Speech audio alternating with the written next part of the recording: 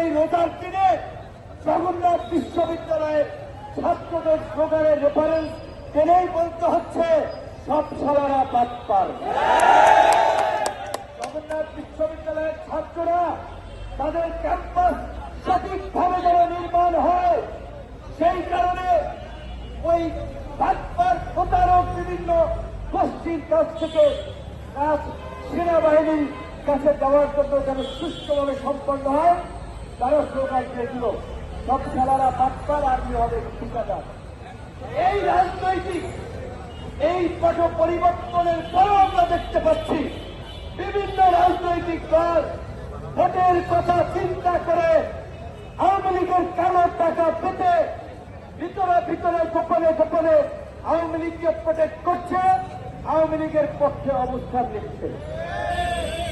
আজকে বিপ্লবের কান্ডারি বলে যে সমস্ত ছাত্র নেতারা পরিচিত, তাদের মন্ত্রণালয়ের সচিব থেকে বিভিন্ন দপ্তরে এই ফাঁসিবাদের দোষর তারা 24 এমপি নির্বাচন করেছে, তারাও দায়িত্ব পালন করছে।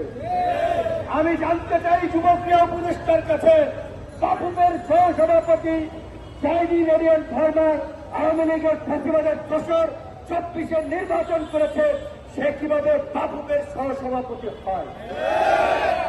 এটা তো বিপ্লবের ঠিকাদার দাবি করা ছাত্র নেতাদের মন্ত্রণালয়।